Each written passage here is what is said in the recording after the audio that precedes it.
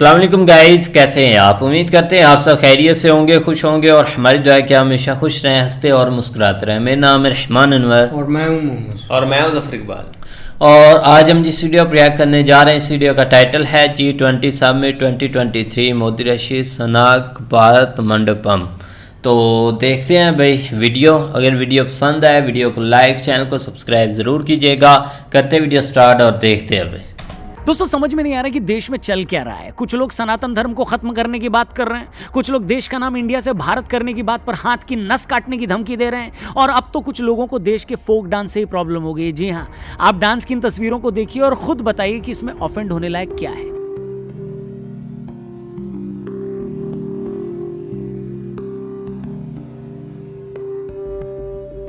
ये एक folk dance है जिसे G20 में मेहमानों के स्वागत के मौके पर कुछ छोटी बच्चियां परफॉर्म कर रही थी। मगर ये जानकर आप अपना माथा पीट लेंगे कि कुछ कब्जीधारियों को इस लोक नृत्य से भी गैस बनने लगी है, और वो भी इतनी गैस कि चाहे तो हर एक कब्जीधारी अपने मुंह से 10-10 खाली सिलेंडर भर सकता है। हुआ ये कि G20 समिट में भाग लेने ओमान के हेड ऑफ स्टेट जब भारत पहुंचे तो उनके वेलकम के लिए कुछ बच्चियों ने लोक नृत्य किया, जिसकी तस्वीरें अभी आप अपनी स्क्रीन पर देख रहे हैं। इन तस्वीरों को शेयर करते हुए यह दावा किया गया कि ओमान के हेड ऑफ स्टेट इसे देखकर काफी अनकंफर्टेबल हो गए। यह कहा गया कि हमें पता होना चाहिए जो गेस्ट आ रहा है उसका कल्चर क्या है, क्या वो इस तरह का डांस देखने में सहज होगा क्या। बेसिकली प्रॉब्लम यह थी ना कि ओमान चूंकि एक मुस्लिम कंट्री है और एक मुस्लिम देश के शासक के सामने बच्चियों से ऐसा डांस करवाकर हमने अनजाने में उन्हें अनकंफर्टेबल कर दिया। जब से मैंने इस तरह की ट्वीट और ऑब्जेक्शंस देखे, मैं समझ नहीं पा रहा हूं कि लोग चाहते क्या हैं और इसमें परेशान होने वाली कौन सी बात है। यह बात सुनते मेरे दिमाग में एक साथ कई बातें चलने लगी, और हर बात के बेस में एक ही बात है कि इस देश में कुछ लोग अपने कल्चर को लेकर इतने डिफेंसिव क्यों हैं। वो इस देश की मेजॉरिटी से सेक्युलरिज्म के नाम पर नॉन रिलीजियस बिहेव क्यों करवाना चाहते हैं। वो पब्लिकली अपनी धार्मिक आस्था दिखाने को बुरा क्यों मानते हैं। तो आज की इस वीडियो में देश और संस्कृति को नीचा दिखाने वाली इसी सोच का हम पोस्टमार्टम करेंगे। नमस्कार दोस्तों, जय हिंद। मैं हूं रौनक और आप देख रहे हैं फन तंत्र। दोस्तों, भारत आने पर ब्रिटेन के प्रधानमंत्री ऋषि सुनक से जब उनकी इंडियन रूट्स के बारे में पूछा गया तो उन्होंने बड़ी बेबाकी से कहा कि उन्हें अपने हिंदू होने पर गर्व है, उन्हें अपनी हिंदुस्तानी रूट्स पर भी गर्व है। इसी वजह से उन्होंने जीवन में काफी कुछ सीखा है। फिर उन्होंने राखी की बात की, हाल ही में बीते जन्माष्टमी पर्व का जिक्र किया, और यह भी कहा कि वो भारत आए हैं तो उनकी कोशिश रहेगी कि वो किसी मंदिर भी जरूर जाएं। I'm a proud Hindu and that's how I was raised. We just had Raksha Bandhan, so from my sister and my cousins I have all my Rakis. I didn't have time to celebrate Janmashtami properly the other day, but hopefully I said I can make up for that if we visit a mandir this time. ये पहला मौका नहीं है कि British PM Rishi Sunak ने खुलकर अपने हिंदू होने की बात पर गर्व जाहिर किया है। ये वही ऋषि सुनक हैं, इंग्लैंड के प्रधानमंत्री होते हुए गले में राम नाम का गमछा बांधकर दिवाली मनाते देखे गए हैं। ये वही ऋषि सुनक हैं जो गाय के साथ खेलते देखे गए हैं। और जब हम ये सब देखते सुनते हैं तो हमें गर्व भी होता है और थोड़ी शर्म भी आती है।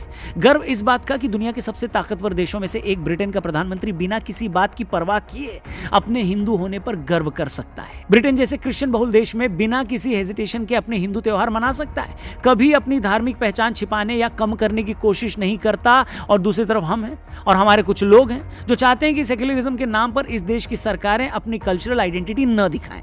तो क्या हुआ जो इस देश में हजारों सालों से सनातन धर्म है? तो क्या हुआ जो इस देश की 80% जनता इस धर्म को मानने वाली है? इन लोगों के हिसाब से सेक्युलर होने का मतलब है कि हेड ऑफ स्टेट ये भूल जाए कि वो खुद क्या है। इसलिए उन्हें बहुत बुरा लगता है कि अगर देश का प्रधानमंत्री मंदिर में जाकर पूजा करता है। उन्हें बुरा लगता है अगर किसी राज्य का मुख्यमंत्री भगवा पहनता है। अरे भैया, स्टेट के सेक्युलर होने का मतलब है कि सरकार और राज्य इस बात को लेकर कमिटेड हैं कि हर आदमी को अपना धर्म मानने की इजाजत है। मगर इसका मतलब यह कहां से निकाल लिया गया कि खुद उस देश का पीएम या उसके किसी राज्य का सीएम पब्लिकली अपनी कोई पूजा पाठ नहीं कर सकता? अब आप भी कहेंगे कि ठीक है रौनक भाई, ये बात हम भी समझते हैं, मगर इसका शुरू की बात से क्या कनेक्शन है जब आपने फोक डांस की बात की थी? सो इससे पहले कि मैं उस कनेक्शन पर आऊं और सनातन संस्कृति को लेकर डिफेंसिव रहने वाली उस सोच का पोस्टमार्टम करूं, पहले मैं आपको अपनी ओपिनियन के बारे में बता देना चाहता हूं, और अपनी ओपिनियन से पैसे कैसे कमाते हैं वो भी बता देना चाहता हूं। डिस्क्रिप्शन में लिंक दिया है, उस पर क्लिक करके प्रोबो ऐप डाउनलोड करिए। एक ऐसा प्लेटफॉर्म है जहां पर सिर्फ आप अपनी ओपिनियन हाँ या ना में देकर खूब सारा प्रॉफिट पा सकते हैं। अलग अलग टॉपिक्स हैं, बस आपको यस या नो में ओपिनियन देना है। क्रिकेट भी एक इंपॉर्टेंट टॉपिक है उस पे। अब आज इंडिया पाकिस्तान का एक बहुत इंपॉर्टेंट मैच है, उसका भी एक सवाल वहां दिया है कि क्या आज इंडिया पाकिस्तान के खिलाफ एशिया कप में जीतेगी। आप अपना जवाब हाँ या ना में रजिस्टर करिए, क्वांटिटी बढ़ाकर इन्वेस्ट करिए, और अगर ओपिनियन सही हुआ तो पैसा भी ज्यादा मिलेगा, और अगर पैसा मिला तो बड़े आसानी से उसको विड्रॉ भी कर सकते हो यूपीआई, पेटीएम या फिर गूगल पे से। तो इसलिए जल्दी से प्रोबो ऐप को डाउनलोड करो। और हर इंसान के पास अपनी ओपिनियन होती है, तो आप भी प्रोबो पे अपनी ओपिनियन देकर खूब सारा प्रॉफिट पा सकते हो। डिस्क्रिप्शन में लिंक है। वीडियो में आगे बढ़ते हैं। तो मैं बात कर रहा था कैसे ऋषि सुनक हमेशा बेबाकी से अपनी हिंदू पहचान के बारे में बोलते हैं और उस पर गर्व भी करते हैं, मगर हमारे यहाँ कोई सीनियर नेता ऐसा बोल दे तो हम फौरन उसे सांप्रदायिक घोषित कर देते हैं। अब आते हैं उस बात पर कि इसका फोक डांस वाली घटना से क्या कनेक्शन है। तो भाई दोनों ही बातों में कनेक्शन ये है कि इस देश में सेक्युलरिज्म के नाम पर ऐसी सोच थोपी गई है जो कहती है कि मेजॉरिटी लोग अपने धर्म और अपनी संस्कृति को लेकर इतना न बोलें कि माइनॉरिटी इनसिक्योर हो जाए। आप धर्म की बात बार बार करोगे तो माइनॉरिटी को एग्रेसर लगोगे। ऋषि सुनक की तरह आप बार बार मत बताओ कि मैं हिंदू हूं और मुझे हिंदू होने पर गर्व है। किसी दूसरे मजहब का हेड ऑफ स्टेट आए तो यह ध्यान रखो कि कहीं आपका कल्चरल डांस देखकर वो ऑफेंड तो नहीं हो जाएगा। और सच कहूं तो इसी सोच से मुझे चिढ़ है। अपने धर्म को लेकर इस डिफेंसिव अप्रोच पर मुझे खुंदक आती है। क्यों न दिखाएं हम अपना डांस, अपना कल्चर। आखिर इस तरह के इवेंट करने का एक मकसद अपनी संस्कृति को शोकेस करना नहीं होता। जब हम दूसरे देशों में जाते हैं तो क्या हम वहां का कल्चर नहीं देखते? अब कोई हेड ऑफ स्टेट सर से पांव तक ढकी बच्चियों का डांस देखकर ऑफेंड हो जाए, जो कि मुझे डाउट है कि वो हुए होंगे, तो इसमें हमारी क्या गलती है? आखिर क्यों हम अपनी बच्चियों के लोक नृत्य करने पर शर्मिंदा हों? क्या वो ऐसा डांस कम कपड़ों में कर रही थी, भद्दे तरीके से कर रही थी? अगर नहीं तो फिर हम इस बात का लोड क्यों लें कि कोई क्या सोचेगा? हो सकता है कि इंडिया में हम किसी 60 साल की महिला को स्कर्ट में देखकर ऑड फील करें। हो सकता है कि हमारे पीएम भी ऐसे माहौल से निकले हो जहां स्कर्ट छोड़ो, घर की महिलाएं जीन्स भी ना पहनती हो। तो इसका मतलब ये हुआ क्या कि कल को वो अमेरिका जाएं तो कोई अमेरिकी अधिकारी स्कर्ट पहनकर न आए? जिस दौरान वो अमेरिका में रहे तब तक वहां की औरतों को छोटे कपड़े पहनने की छूट न दी जाए? क्या सच में ऐसा होना चाहिए क्या? और क्या ऐसा हो सकता है? नहीं भाई, दुनिया ऐसे वर्क नहीं करती है। और किसी के सामने ये सब बोल भी मत देना, वरना अपने खर्चे पर लोग आपको पागल खाने में भी भर्ती करवा देंगे। हैरानी ये है कि G20 सम्मेलन के जरिए जिस तरह हम अपने कल्चर को पूरी दुनिया तक पहुंचाने की कोशिश कर रहे हैं, बजाय उस कोशिश को अप्रिशिएट करने के, उससे जुड़ी छोटी छोटी डिटेल समझने के, अपने ही कुछ लोग बेवजह ही तिल का ताड़ बनाते हैं और बाद में उस ताड़ के पहाड़ पर खड़े होकर चिल्लाना चाहते हैं। अच्छा, एक और चीज मैं जानना चाहता हूं, क्या किसी बात का कोई अंत है? कुछ लोगों को इस बात का बुरा लगा हुआ है कि हम विदेशी मेहमानों को सोने चांदी के बर्तनों में खाना क्यों खिला रहे हैं, जबकि आज भी देश में इतने गरीब हैं। कोई सेंस है इस बात की? देखो भैया, हम अतिथि देवो भव वाले लोग हैं। यहाँ अतिथि को देवता समझा जाता है, इसलिए जब भी कोई मेहमान हमारे यहाँ आता है तो उसकी सेवा में हम जमीन आसमान एक कर देते हैं। गरीब से गरीब आदमी के घर भी अगर कोई मेहमान आता है तो वो भी घर की सबसे अच्छी सीट पर उसे बिठाता है। खुद वो कैसी भी रूखी सूखी खा लेता हो, लेकिन मेहमान को अपनी औकात से बढ़कर खाना खिलाता है। मेहमानों को इस तरह का आदर सत्कार करना हमारे संस्कारों में है। हम बढ़ चढ़कर उनकी सेवा करके उनको स्पेशल फील करवाना चाहते हैं ताकि वो खुश होकर जाएं। G20 के मेहमानों को सोने चांदी के बर्तन में खाना खिलाना भी हमारी उसी सोच को बताता है। ऐसा नहीं है कि हम उनको सोने चांदी के बर्तनों में खिलाकर खुद को अरब के शेखों से बड़ा शेख बताना चाहते हैं, बिल्कुल नहीं। ऐसा करके सामने वाले को खास महसूस करवाने के अलावा हमारी कोई भावना नहीं है। और रही बात देश में करोड़ों लोगों के गरीब होने की, तो हम ये क्यों भूल जाते हैं कि कोविड के टाइम पर जब हालात बुरे थे तो इसी देश ने दुनिया के इतिहास में सबसे ज्यादा 80 करोड़ लोगों को मुफ्त अनाज दिया ताकि वो भूखे न मरे। कई जगह ये अनाज आज भी मुफ्त दिया जा रहा है। इसके अलावा इसी गरीब जनता के लिए उज्ज्वला योजना, अंत्योदय अन्न योजना, प्रधानमंत्री आवास योजना, आयुष्मान भारत योजना और गरीब कल्याण अन्न योजना जैसी दर्जनों से ज्यादा योजनाएं चलाई जा रही हैं। बेशक भारत अमेरिका और यूरोप की तरह अमीर देशों में शुमार नहीं है, मगर यह भी नहीं भूलना चाहिए कि भारत दुनिया की 5वीं सबसे बड़ी इकोनॉमी है। अमेरिका की आबादी से ज्यादा बड़ा तो भारत का मिडिल क्लास है। बड़े देशों में हम दुनिया की सबसे तेज रफ्तार अर्थव्यवस्था है, इसलिए इतना तो अफोर्ड कर सकते हैं ना कि घर आए मेहमानों को सोने चांदी के बर्तन में खिला पाए। मगर जैसे कि मैंने कहा ना कि जो लोग फोक डांस से लेकर सोने चांदी के बर्तनों को इशू बनाते हैं, अंदर से वो भी ये जानते हैं कि ये मुद्दे नहीं है, मगर उनकी भी कोई गलती नहीं है। जैसे कोई बैंक की नौकरी करता है, कोई आईटी कंपनी की नौकरी करता है, कोई स्कूल टीचर होता है, उसी तरह कुछ लोग अपनी नफरत की नौकरी करते हैं। और जैसे नौकरी में रोज काम पे जाना पड़ता है, उसी तरह ये भी जिन लोगों से नफरत करते हैं उनको गाली देने के लिए रोज कोई ना कोई बहाना ढूंढ कर ले आते हैं। मगर जैसा मैंने कहा ना, ये आप पर डिपेंड करता है कि आप देखना क्या चाहते हैं। देखने को तो आप बदली हुई दिल्ली भी देख सकते थे। देखने को तो आप एयरपोर्ट से लेकर प्रगति मैदान के भारत मंडपम में जगह जगह बिखरी देश की संस्कृति की छाप भी देख सकते थे। देखने को आप भारत मंडपम में रखी 27 फीट लंबी 18 टन वजनी अष्ट धातु से बनी नटराज की प्रतिमा भी देख सकते थे, जिसे रिकॉर्ड 7 महीने में तैयार किया गया। बताने को तो आप ये भी बता सकते थे कि जिन राधा कृष्णन और उनकी टीम ने इस मूर्ति को बनाया, उनकी 34 पीढ़ियां चोल साम्राज्य के वक्त से मूर्तियां बनाती आ रही हैं। 34 पीढ़ियां, समझ रहे हैं आप? मतलब न करते भी 2500 सालों से उनके पुरखे ये काम कर रहे हैं। क्या दुनिया के इतिहास में ऐसी एक भी मिसाल मिलेगी? मिलती हो तो जरूर बताइएगा। मगर नहीं, ये लोग किसी पॉजिटिव और गर्व करने लायक बात को छूना भी नहीं चाहते, न ही उस पर बात करना चाहते। न इन लोगों को मेहमानों के स्वागत से लेकर उनके स्वागत भाषण में भारतीय संस्कृति की छाप दिखाई देती है, और न ही इन लोगों को दिल्ली की दीवारों पर रामायण और महाभारत के कथानक बताती तस्वीरें दिखाई देती हैं। न इन्हें मेहमानों के स्वागत के लिए खास तौर पर तैयार की गई पीकॉक थाली दिखती है, और न इन्हें मयूर थाल में भारतीय संस्कृति की झलक दिखती है। न इन्हें वैजंती माला से लेकर रुद्राक्ष माला के जरिए किए मेहमानों के स्वागत दिखते हैं, और न ही इन्हें मेहमानों के स्वागत में प्रधानमंत्री से लेकर बाकी सारे मंत्रियों के जुड़े हाथ दिखाई देते हैं। वो हाथ क्यों जुड़े हैं, उसके पीछे क्या सोच है, न ही ये उसे समझना चाहते हैं, और न ही इन्हें G20 की टैगलाइन में लिखा वसुधैव कुटुंबकम का मंत्र दिखता है। इन्हें दिखती है तो हर जगह नेगेटिविटी। अरे क्या जरूरत थी ऐसे आयोजन की? इतने पैसे कहीं और लगा देते। इतने पैसों में तो देश भर में साबुन की 500 फैक्ट्रियां खोल लेते, बीड़ी के 10,000 कारखाने लगा लेते। तो क्या हुआ जो हमने इतना बड़ा इवेंट होस्ट कर लिया? मगर उससे क्या मिलेगा? बाकी सब तो ठीक है। पहले ये बताओ, चीन का राष्ट्रपति भारत क्यों नहीं आया? क्या मोदी जी उसे होटल के बजाय धर्मशाला में रुकवा रहे थे? क्यों नहीं आया वो बताओ बताओ बताओ बताओ, जल्दी बताओ। मतलब एक हाथ में टॉर्च और दूसरे में दूरबीन लेकर व्यवस्था में जितने कंकड़ ढूंढे जा सकते हैं ये लोग ढूंढेंगे। कभी कभी तो दाल को ही कंकड़ समझकर ये कंकड़ कंकड़ बोलकर चिल्लाने लगेंगे। न सिर्फ खुद चिल्लाएंगे बल्कि चिल्ला चिल्लाकर पूरी दुनिया को भी ये बताएंगे कि देखो देखो भारत में कितने बुरे हाल है, भारत तो बस बर्बाद होने ही वाला है। इसलिए मुझे हैरानी नहीं हुई जब इतने बड़े मौके पर देश में होने की बजाय विपक्ष का एक बड़ा नेता इसी दौरान दुनिया को यह समझा रहा था बाहर जाकर कि कैसे भारत में आज सब कुछ बर्बाद हो रहा है। आप सरकार की बुराई करो, खुल्लम खुल्ला करो, विपक्ष होने के नाते आपका यही काम है। बीजेपी भी जब विपक्ष में थी तब यही करती थी, मगर मौका और दस्तूर भी तो समझो ना मेरे भाई। जिस बात का विरोध कर रहे हैं उस बात को परख भी तो लो। आप बच्चों के फोक डांस को मुद्दा बनाते हो, सोने चांदी के बर्तनों को इशू बनाते हो, विदेशों में जाकर एक तरह से यह साबित करने की कोशिश करते हो कि जैसे इस देश की पूरी माइनॉरिटी खतरे में है। तो यह सरकार की आलोचना ही नहीं, इस देश की बहुसंख्यक आबादी की टॉलरेंस और उनकी सेक्युलर वैल्यूज पर भी एक सवाल है। आप उसे बदनाम मत करो, ऐसा गुनाह मत करो। अच्छे मौके पर जब अपनी सीट पर खड़े होकर ताली नहीं बजा सकते तो लाउड स्पीकर से बम होने की झूठी अफवाह तो मत फैलाइए।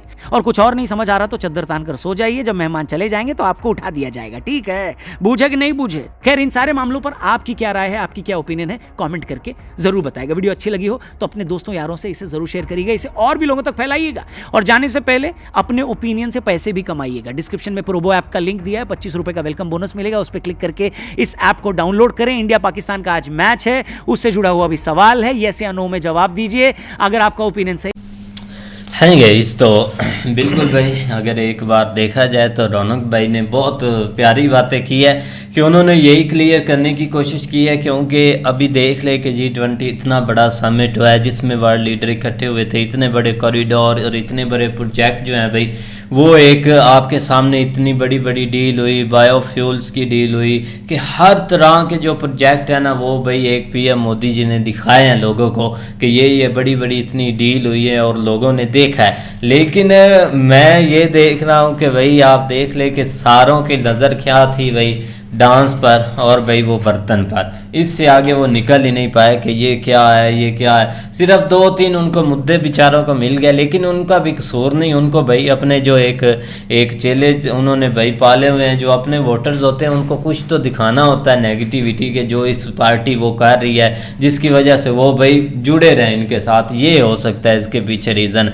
लेकिन जो एक इतना प्यारा वेलकम भाई, यकीन माने हमने तो ऐसा G20 समिट अब तक जितने हुए ऐसा वेलकम या ऐसी चीज़ें हमने तो देखी नहीं भाई। इतने बड़े समिट होते होंगे, कार्ड के होते हैं भाई, लेकिन जो यहाँ पर हुआ है ना भाई इंडिया में, ऐसा तो वो कहीं भी नहीं हुआ। आप देख ले हर चीज़, कोई शक नहीं, जो भी कंट्री एक ऐसा समिट करवाता है या जिनको ये चांस मिलता है तो वो अपनी हर चीज़ दिखाता है, अपना कल्चर दिखाता है, एक अपनी जो एक आप समय लेके वो एक दिल्ली कितना खूबसूरत बनाया हुआ था, वो चीज़ें एक होती है, इसमें कोई डाउट नहीं।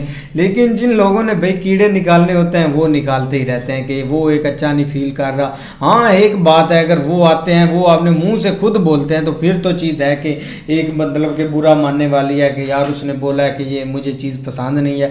वो खुद इधर इतनी इंजॉय करते रहे हैं, इतने अच्छा उनको वेलकम भी मिला है, और ऊपर से जिसको भी आप वो साथ एक डांस नहीं कर रही थी जो IMF की चीफ थी वो, हाँ सारे आए हुए थे भाई, उन्होंने फुल एंजॉय किया। नाले जो देखा, ये कहते रहे ना, आप ये समझ लें कि कोई डील ना होती, कोई मुआहदा साइन ना होता, सिर्फ जस्ट एक इवेंट ही हो जाए ना, ये एक छोटी मोटी बात नहीं है। आप भाई एक पूरे वर्ल्ड के जो ताकतवर मुल्क हैं वहाँ पे आप खड़े हुए हैं, ये कोई छोटी चीज़ है।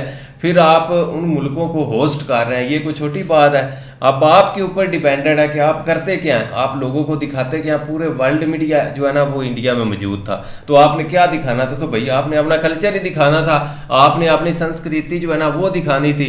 आप शुरू से जो चाह रहे हैं, जिस तरह आपने देखा कि अंडर पास वगैरह जो जहाँ जहाँ से उन्होंने गुजरना था वहाँ पे रामायण महाभारत इस तरह की उन्होंने हर चीज़ जो है ना वो बना के रख दी थी, या मतलब लगाई हुई थी। तो ये क्या छोटी मोटी चीज़ है? आप कैसे दुनिया को ऐसे दिखा सकते हैं? तो भाई ये इवेंट ही आपको जो जब इस तरह के इवेंट मिलते हैं तो वहाँ पे ये चीज़ें आपने शो करनी होती है कि आप जो है ना वो बिल्कुल अपने पाँव पे हैं, आप हर चीज़ को जो है ना वो फेस कर सकते हैं। आपका ये कल्चर है, आप जो है ना वो सोने चांदी के बर्तन इसलिए दिखा रहे हैं कि हम इस काबिल आप हो गए कि हम ये सब कुछ कर सकते हैं। कौन सा मार रहा है? कोई मुल्क, कोई आपके गरीब नहीं मार रहा है। गरीब कहाँ पे नहीं है? जापान में नहीं है, चाइना में नहीं है, अमेरिका में नहीं है, कहाँ पे नहीं है गरीब? हर जगह पे गरीब होते हैं। ये बात नहीं होती कि हर जगह अगर सारे एक बराबर हो जाएं तो एक दूसरे को काट ना दे। तो ये एक लेवल होता है, हर कम्यूनिटी हर मुल्क के अंदर ये चीज़ें मौजूद होती हैं।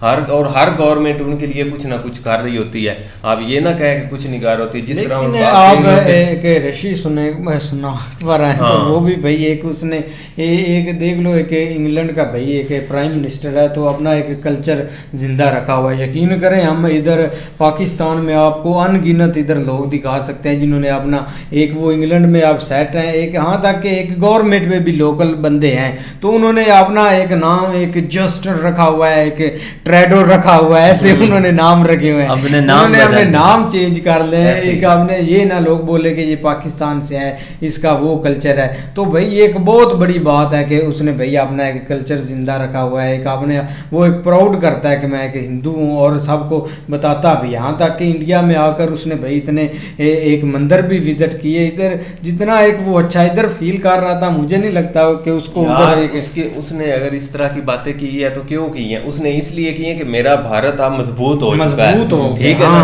अब मैं अगर उसका नाम लूंगा तो लोग भी गर्व करेंगे वहां के रहने वाले, और मैं भी इस चीज के ऊपर गर्व करूंगा। ये एक छोटी मोटी बात नहीं है उनके लिए। तो ये चीजें तो भाई आपके लिए गर्व वाली हैं और बजाय इसके के, लेकिन ये कि गलती नहीं है। अपोजिशन आप कह लें या कुछ ऐसे अनासर होते हैं जो कि मतलब उनका काम ही जस्ट जो है ना वो ये होता है कि आपने ये हर वक्त जो है ना वो तनकीद ही करनी होती है। एक नेगेटिव पॉइंट जो है ना ये आप जो है ना इस साइड के ऊपर निकल आए तो आपको हज़ारों पॉइंट मिल जाएंगे। अगर आपने पॉजिटिविटी की तरफ जाना है तो फिर आपके अपने सामने ऐसी ऐसी चीज़ें आएंगी कि आप पागल हो जाएंगे। तो ये अपनी थिंकिंग होती है। लेकिन ये कि भाई एक बहुत बड़ा इवेंट था, आप सोच नहीं सकते कि इससे कितना इमेज जो है ना यार देखो ना, एक कतर में जब फीफा वर्ल्ड कप हुआ था सारा उन्होंने कल्चर ही नहीं, उन्होंने हर चीज जो है ना वो अपनी दिखाई। तो सब ऊपर कंट्री से नहीं आए खेलने, किसी ने एतराज किया था? बिल्कुल कोई नहीं, बस ऐसे ही होता है। उन्होंने वहाँ खेमे लगाए हुए थे भाई, यहाँ पर अपना कल्चर उन्होंने दिखाया। मौका मिलता है लोग दिखाते हैं अपना कल्चर, इसमें कोई भाई आप सोच नहीं सकते कि जब उनको ये मेजबानी मिली थी ना फीफा वर्ल्ड कप की, तो उस दिन से वो शुरू हुए। उन्होंने पता नहीं कितने ग्राउंड बनाए हैं, कितनी उन्होंने अरेंजमेंट की है। तो वो किस लिए की है? यहाँ पे तो चलो एक भारत मंडपम जो है ना उन्होंने बना दिया, ठीक है, और उसके अलावा जो भी सड़कें या जो भी दिल्ली से जो है ना वो उन्होंने एक खूबसूरत बना दी। तो ये किस लिए किया भाई? अपने मुल्क के लिए। अब कौन सा किसी ने वो उखाड़ के ले जानी है सड़कें, या वो जो उन्होंने इतना बड़ा बनाया समट के लिए, तो वो कौन सा किसी, तो वो आने वाले वक्त में भी काम आ जाएगा और काम आएगा। बल्कि वहाँ पे बहुत सारे ऐसे इवेंट ऑर्गेनाइज होंगे, आप सोच भी नहीं सकते। लेकिन ऐसी होती हैं ये यार। लेकिन ये कि भाई हमें तो बहुत इस चीज़ की खुशी हुई है और बहुत मतलब एक ग्रेट काम हुआ है। अभी तक लोगों के अंदर से या पता नहीं वो बोल नहीं सकते, वहाँ से धुएं निकल रहे हैं। आप कह रहे हैं कि वह कुछ नहीं है, वह कुछ नहीं भाई। बाकी बेस्ट वीडियो थी, उम्मीद करते हैं आपको वीडियो पसंद आएगी। अगर पसंद आए तो वीडियो को लाइक, चैनल को सब्सक्राइब जरूर कीजिएगा। मिलते हैं नई वीडियो के साथ, तब तक के लिए गुड बाय, टेक केयर।